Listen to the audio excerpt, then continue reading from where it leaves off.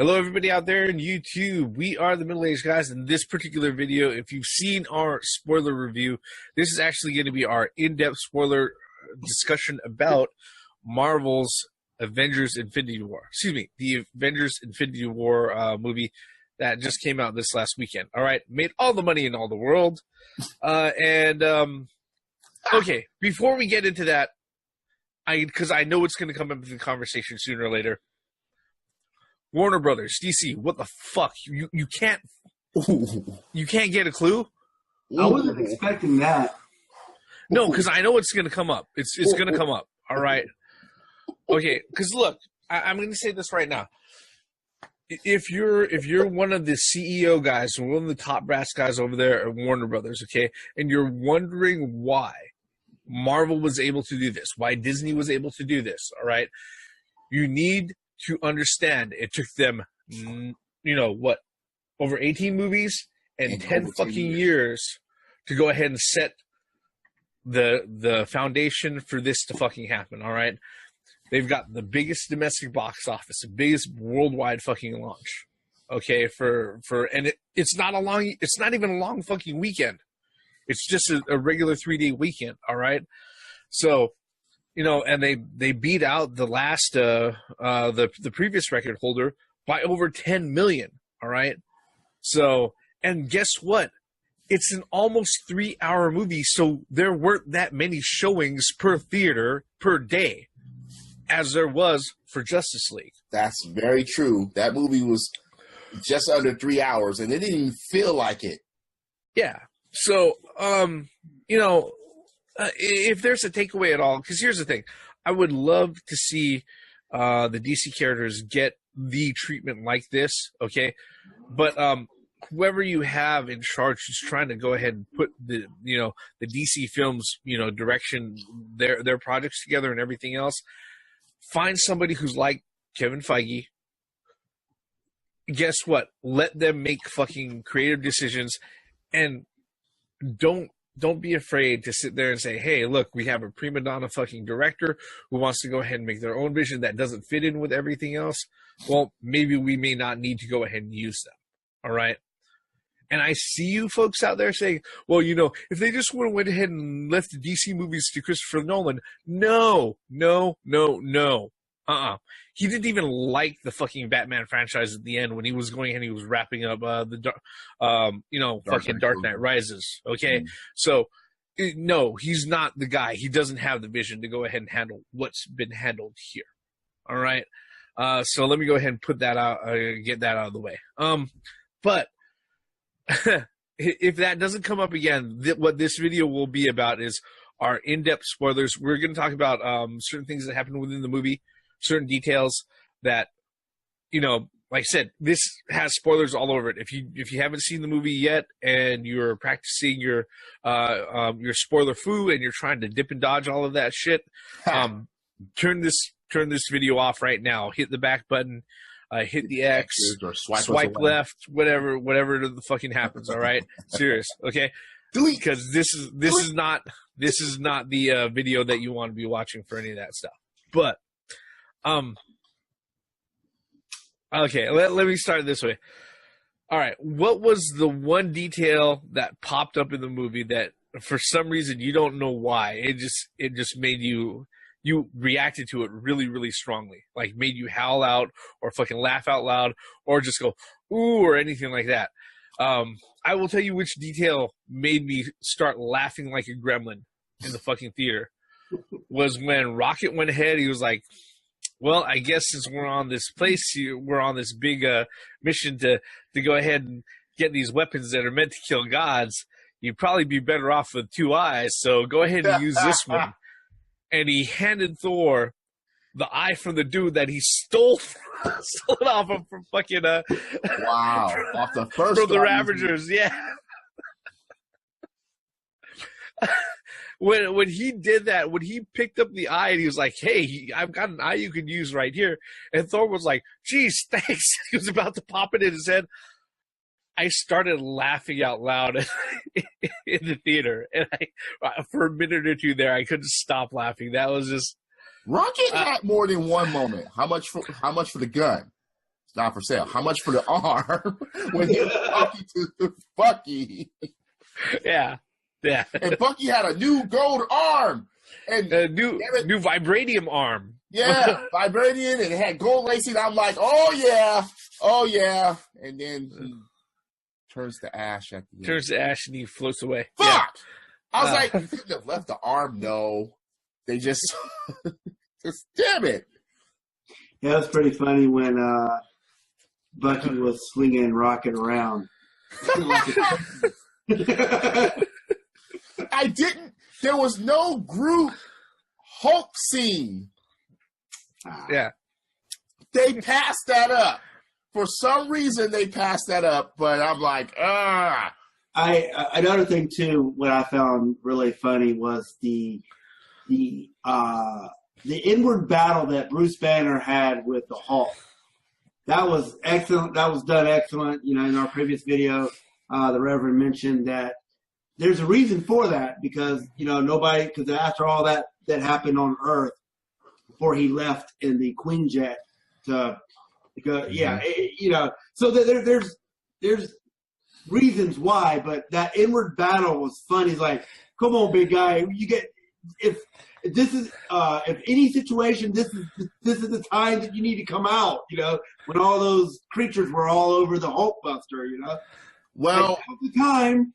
Remember in Age of Ultron, he didn't want to change either until Black Widow pushed him over. Yeah. I mean, yeah, just the one thing that made me like, holy shit, is when the battle on Titan and there was a nearby moon, and when Thanos. With the power gem, I was like, oh!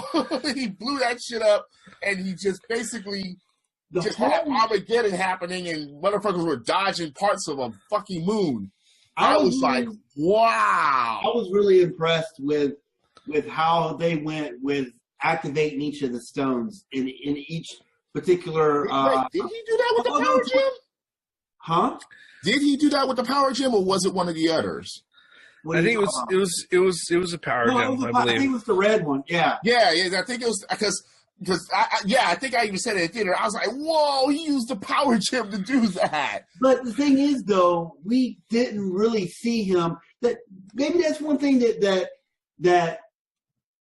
I didn't even mention that in the other video, that we didn't see him get the power gem. He already had it.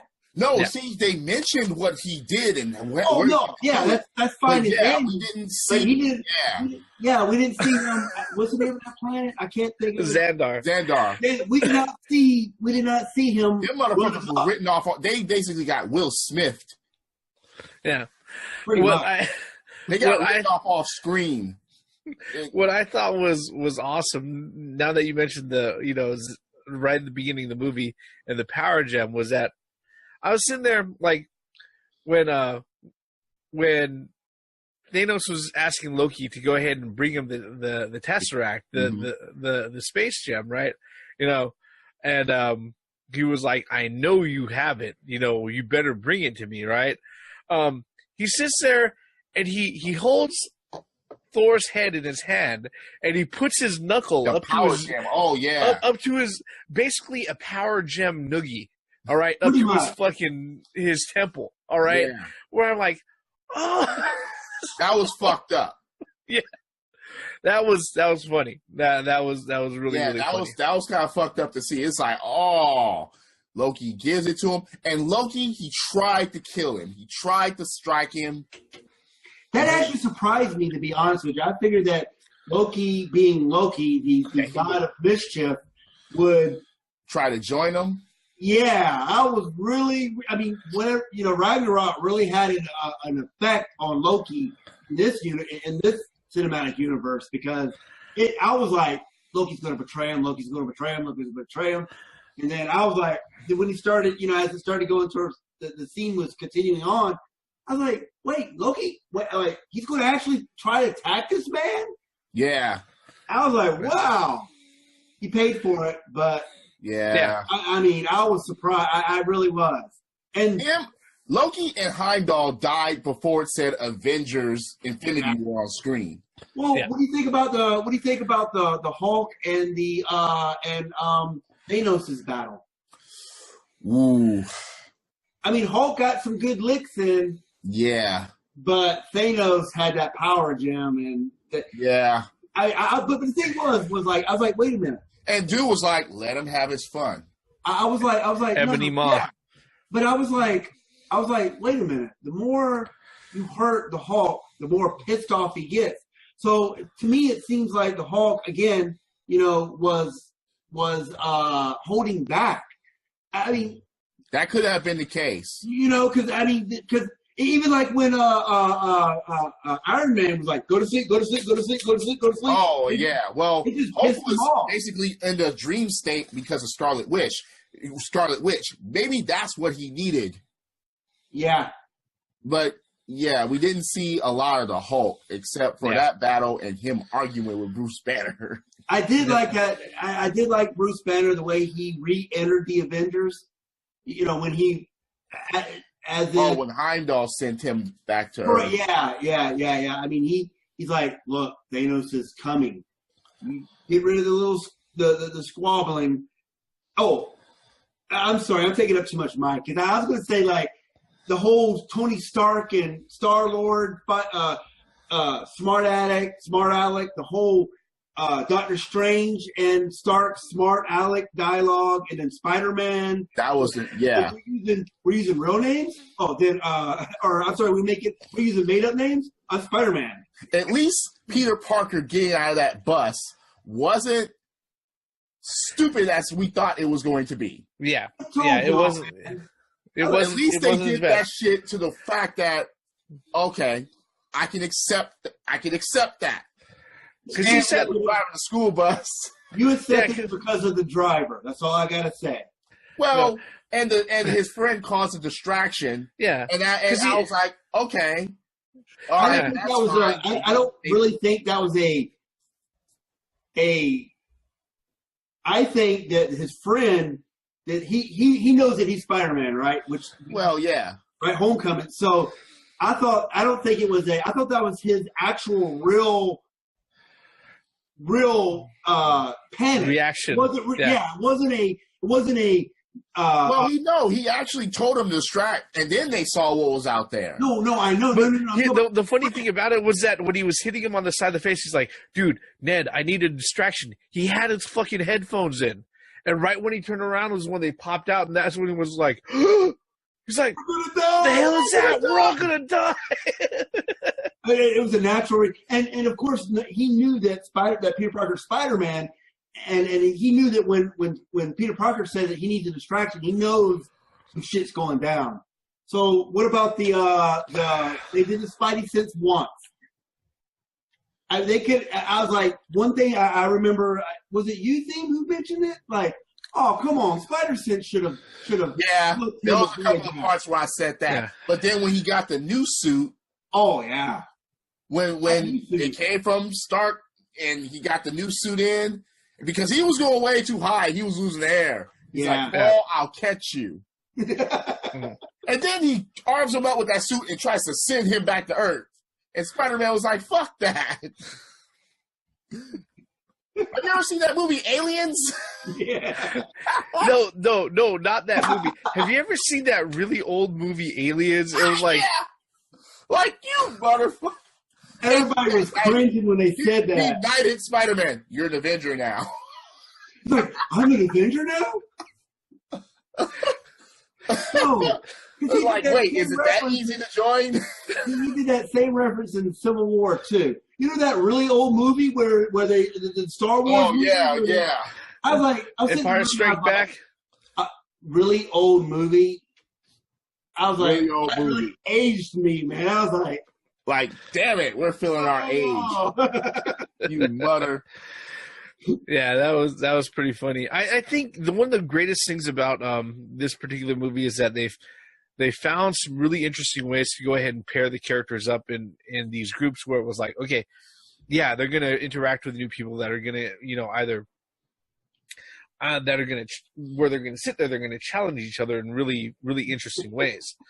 Like the whole thing with wow, this is a man.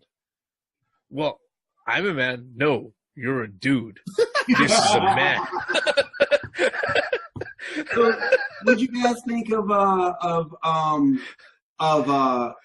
Groot's sacrifice when he had to get to make the hammer, the axe, the handle. He chopped it. Well, that was going to grow back. Oh yeah, but I mean, it was just like Groot understood the situation. Groot was a teenager all freaking movie playing that video game and ignoring just about everybody. Like, put that shit away, man. Oh, another thing. Speaking of the battle on Titan, when heroes met heroes and they started to fight because they had no idea that they were on the same side. Yeah, yep. That was pretty interesting to see, too, as that stalemate, quote-unquote stalemate, went on. Yep. And Drax trying to be invisible. Oh, my God. That was so...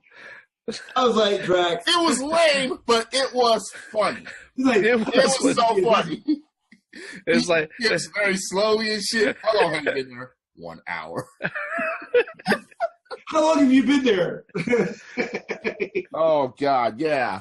Everybody that was supposed to have something funny, due to their character, had that. And that's what I applaud about what they did. Whoever was serious, they were serious.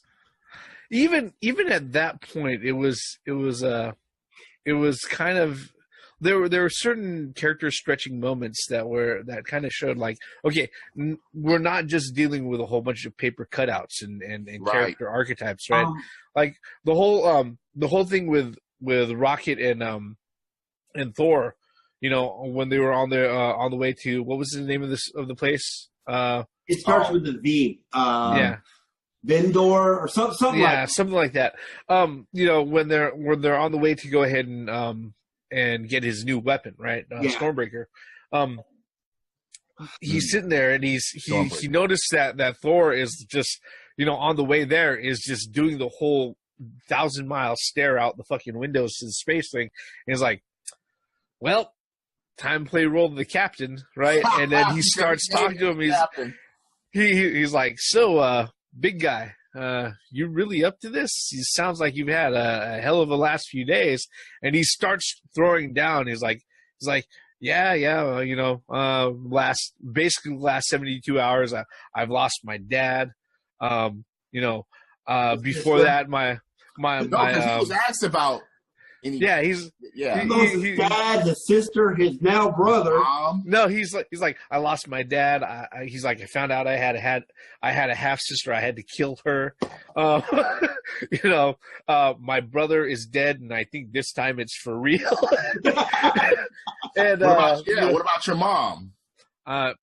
She died in the giant invasion. And he said, and the thing about it is that he's smiling the whole time, and there are fucking tears coming out of his eyes. And it's like, fuck, you know. And not only that, but the whole thing with Rocket and him, it was one of those deals where it was like, okay, Rocket was like the asshole throughout all of Guardians of the Galaxy 2 until he had that sit down with Yondu when they're in prison together, right? Yeah. And then all of a sudden it was like it came full circle where it was like, oh fuck, I got to be captain now, and let me go ahead and check how this goes.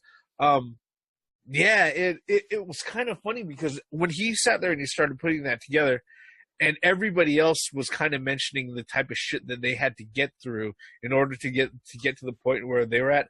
I mean, even Star-Lord, he was like, yeah, you know, I lost my mom. He was like, I had to kill my dad. You know, everybody has some tremendous losses at certain points. Yeah, in order to get to where they were, and it's like, fuck. Even thematically speakingly. All right. Even Thanos in this case had to sit there and suffer through great loss in order to get what he wanted. Wow. Tears of Thanos. We forget about Vision and Scarlet Witch.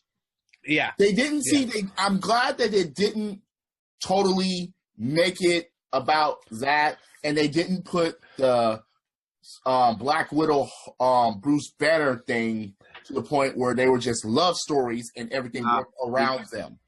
Well, I mean, I think Vision should have got a little bit, like you said in the review. You know, every character got their shining moment on the screen, but I was really looking forward to Vision's more. I think everybody had it. Vision really didn't have a shining moment where he did something.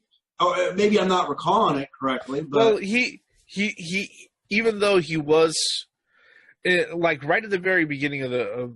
Okay, let's just put it this way. For the folks who are watching this video,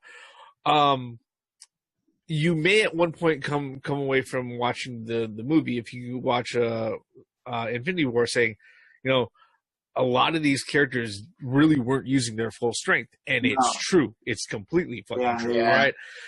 Like with Vision, you know, he's off on one of his soirees with the Scarlet Witch in like fucking Belfast, Scotland, or something like that. No, in Glasgow, Scotland, right? You know, saying about, hey, maybe I don't have to go back or anything like that and everything. Well, they're basically out on date. They're not on a mission. They're not in anything. And then, you know, they're going through this whole thing where it's like, no, you got to catch the last train, right? Doing the whole no, you got to go, but I don't want you to go, type lover type, you know, pillow talk back and forth and everything. Well, next thing you know, he's got a blade sticking through his chest because he's been stabbed from behind by Corvus Glaive, right?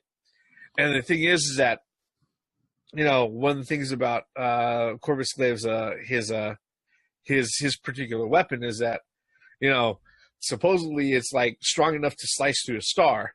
All right, yeah. So isn't his soul in that? So he can't be killed because his soul's actually in that blade. I'm not sure about that exactly, but I know that was like one of the things about it. And because of that, you know, they made it very, very obvious from that point onward. Vision kept on saying, he's like, my body can't repair itself. All right. You know, normally I would be able to phase. Normally I'd be able to repair myself. He's like, but whatever he stabbed me with stopped me from phasing and I can't repair myself. So all of a sudden he went from literally one of the most powerful Avengers, one of the most powerful entities on the film, you know, overall. Just someone with a gem in his forehead. Yeah, to just a dude. Yeah, pretty much. Until other motherfuckers show up and they were like, no, you're not taking that gem today. See, what was interesting too is that I didn't know that Scarlet Witch had the power to destroy an Infinity Stone. Maybe this is comic book dick coming out again, but from what I understand, those stones cannot be destroyed, undone at all. Yeah. It's one of those things that they can never be undone. And for it to explode on the screen, I was like, wait a minute. And then that's what kind of clued me in. Oh, he's just going to use a time gem to bring it back. We discussed that actually. No, yeah. Like, because as soon as we got the time gem, as soon as he got time, I was like, it's over. Quite frankly, I thought it was over when he had the power in space. Right. Because by that time, he had space. He could phase anywhere at any time. So that's true. And with the power gem helping out, if that were the case. But I thought it was crazy. Okay. When he sacrificed Gamora. Okay. Let's set up the MacGuffin for this. All right.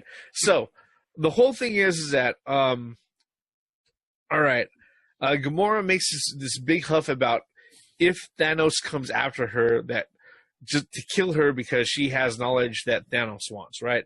It turns out that she knows where the Soul Stone is being hidden at, okay?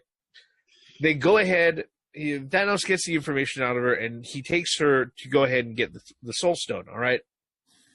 On the way to the Soul Stone, that's when we find out, guess what? Red Skull never died. When he ended up in that explosion from the Tesseract, he just got warped to this place, and he's pretty much acting like what was the name of the knight that was keeping the Holy Grail in he's in another movie, all right, but he's pretty much acting like a keeper, and he sits there and he says, he's like, look, you know, many people come here saying that they want the Soul Stone. He's like, nobody is left with it. Okay, he's like, because he lays it out. He's like, the soul stone is special. Okay, in order for you to hold it, you have to give up something. All right, and you have to give up something that you love, something that is dear to you. All right, basically a soul for a soul. All right, and you know they're walking up there, and he's got Gamora in tow and everything. And right when he says that at that moment in time, first thing that was going through my head was like, that bitch is flying off that cliff. Yeah, I think the realization came to everybody. I mean, she started gloating. He started crying. You're crying. When she started gloating was when it became really obvious. It was like, oh no, stop. I mean, Red Skull even knew it before she did. Yeah. Like he shedding tears, but it's not for him. Yeah, yep. And I'm okay. This is Guardians of the Galaxy references here. Okay, when he grabs her and he's about to, I was like, are they going to play "She's Gone" from Hall and Oates? That would have been appropriate. I thought they were going to do some stupid shit like that at the corner of my mind, but okay, they didn't go there. All right, I was like, it's not a Deadpool movie. Oh, fuck that. No, if you would have watched Deadpool 1, you would understand the reference. Yeah. But no, I mean that was that moment. I think that was. I knew it was going to happen, but I was like, is he really going to do it? As like Thanos. Yeah, he really wanted to fucking Jim, and he just threw over the thing, and I was like, unfucking believable. So she did. Now, there's speculation of who actually died, or could be wished back, or could be brought back. And I'm like, wait. Loki, Heimdall, and Gamora, no, they dead. As far as that time jump can bring it all back, though. Understood. They can. What about the Soul Stone at that point? Well, the thing with the Soul Stone is that I'm thinking what's up is that, you know, when especially when they did the last scene where Thanos wakes up and he's going to pull a liquid and he's not wearing the glove and he doesn't have his armor on and he's face to face with a young Gamora and everything else. I think what's happening is that she's sitting inside the Soul Stone. All right. In fact, according to the way that the Soul Stone is supposed to work is that absolutely this is the reason why all of the people can come back is that the people, all the souls of like half the people of the universe that died, okay, they don't just disappear. They're contained within the Soul Stone. All right, that's supposedly how it works. So do you think there might be actually a battle inside the stone, or inside the Soul Stone? Quite possibly. But you see, I think that would kind of.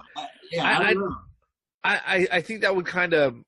That's one of those abstract things that would have happened back, you know, in the 70s when Jack Kirby and Stan Lee were creating all the new gods and the Celestials and all of that, right? Celestials, that's what they were fucking called. Yeah, and everything else, you know, when they're creating all of them and all of that. But I don't know if that's something that'll play out on film. However, it can easily explain because, like I said, well, we know what's going to happen with the the good guys are going to win eventually, right? Eventually. How it happens? Probably taking about 5 fucking movies. Yeah, how it happens, we don't know. Okay, I mean, I can theorize, but I know that when everything comes back, they're going to be able to sit there and say, okay, those people who were lost and all died, they came back because their souls were held within the stone. All right. Here's the thing. Here's the thing. This is where things get really kind of geeky, and where if you're a fanfic writer and everything else is where it gets really interesting. All right. What I think is going to happen is that, okay, when you sit there and you start saying, all right, you have everything combined as far as space, time, reality, and everything else, and the souls get re-released back into the world. All right. Soul, power, and mind. Yeah. When those souls get released back into the world, not only will the people from actually, it doesn't guarantee that all the people who turned into ash will come back. All right. Because what will end up happening is that there's gonna be some sort of MacGuffin twist to it where it's like, oh yeah, all these other souls that were locked behind other realities, okay, in other dimensions, okay, have now made their way back over here, since everything is going back to where it's supposed to be, but it's not perfect. All right. Wait a minute. Like I said, that's what you just said. The sentence that you just said there, I'm like, is that how they're gonna bring X-Men and Fantastic Four in this? Exactly. That's exactly how I think they're gonna do it. All right. Well, they're gonna need them. Yeah, I think that's exactly how they're gonna do it. 'Cause I agree with that, Grey Mouse. They're gonna need. Yeah. Well, what's interesting too is that the mind gem is the biggest on his gauntlet. Oh, right. Yeah. It was the biggest on the. It was the last one. So I don't know. I mean, we didn't really see what the mind gem can do, and we didn't really see what the soul gem can do.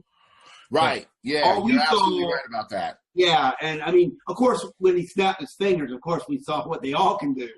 But well, it's funny because according to like this story in this timeline, the Maximoffs were created. Their powers were created by the Mind Stone, and so was Vision. Yeah. Yep. So, I mean, there's definitely. You're absolutely right. We didn't really see anything. We even saw the realities getting fucked with. Yeah. That was messed up. I mean, that was with the Collector. That I was like, no, something's not right. Something's not right. And well, I was like, because even when when it was the fucking Thanos and everything, and everybody is like, it's not this easy. There's something wrong. This is reality we're talking about here. He went after the reality stone. Who got fooled by that? Yeah. Reality. And everything was on flame. It was funny how right before the Collector disappeared out of that box, he waved goodbye. Yep. And he was applauding. He was like, so wait, the duck got burned up? That was insane. I mean, because I think he used that trick twice or 3 times in that movie, the reality gem. Yeah. They used it to show how Titan was. Yeah. And then he fucked with Mantis and Drax with the reality stone. That was really messed up, man. Turn Mantis into ribbons and made her into ribbons. I was like, oh, and I was like, and they're still alive? That's fucked up. Yeah. Yep. He felt like a bunch of like Lego blocks. I was like, damn, that's wrong. So to move forward, I mean, do you think because I was talking about this at work too with, people at work. I was like, you know what? I would think that they would go as far as villains in the Marvel Universe teaming up to get this gauntlet away from the Titan. That's all. I mean, I'm talking about like, what's his name? Magneto and Dr. Doom, the normal villains that are not really. Well, they want the gauntlet. That's what's going to get interesting if they bring those guys in. If they're going to tie that in. You're going to have to team up. I mean, even I wouldn't say. I just had an epiphany. Do you think that it would come to a point to where like somebody will make a deal with Apocalypse or Galactus? Like, hey, I'll help you to get, because it actually affects Galactus and Apocalypse as well. Because he has the glove, right? So do you think they would make a deal with the superheroes and say, I'll help you get the gauntlet off of Thanos, but you have to do this in return or whatever. If they didn't disintegrate already. They're not going to Galactus and but I don't think that's going to be the case, because here's the thing, all right? In fact, I know that's not the case for the fact that they've already filmed the second film, all right? They did both of them in tandem, all right? So both of them are already filmed. The reason why they haven't released the title for it is because, like I said, it's going to be a huge spoiler. It's a spoiler. Yeah, for everything with it and everything else. So, like, when it comes to all of that, I think if we're thinking outside the box and, you know, not just being as fans and everything, it's that kind of precludes the possibility of, you know, having the X-Men or the Fantastic Four as active components within the second Infinity War film. All right. What about afterwards?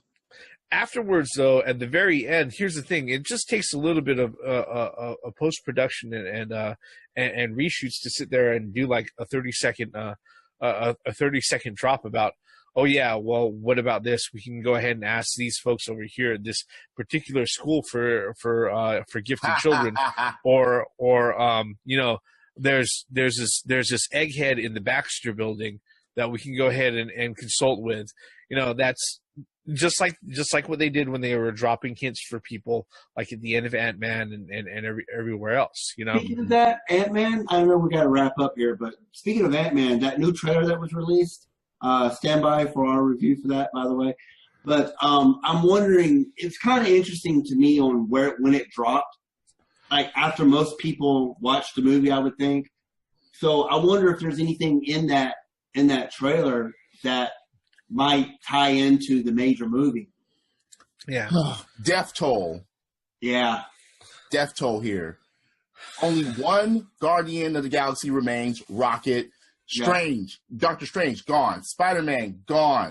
Black Panther, gone. They got movies coming up and they disintegrate. Scarlet Witch, gone. Bucky, gone. All of the original 4 Avengers are still there. Yep. So it's going to be up to them? God damn it. No. Yeah, Falcon gone. Falcon, like what? You know, they could probably get away with Ant-Man being gone too. Yeah, if he disintegrates after his own movie, maybe. Yeah, we really don't know where that's going to place, but that's going to make it really interesting. You know, or Hawkeye. Yep, but yeah, you know, that's pretty much what we can go ahead and get spitball over in 35 minutes, folks. If you've seen the movie and there's something else that you thought was really interesting, mention it below, okay? Other than that, do your standard thing. Thumbs up, thumbs down, like the video, subscribe, notifications, and everything else. We have been the Middle-Aged Guys, and we've been bullshitting about spoiler shit. I'm the Reverend. The Theme here. And I'm Grey Mouse One. All forms of entertainment has the right to exist, even if you don't like it. Credits. Oh, the timing was off. I was hoping that the video was. Damn it! No Avengers Assemble! Damn it! Next movie. Ah! Bring them all back and say that shit. Yep. You had one chance that they could snap and make the video come on. What? We fade away?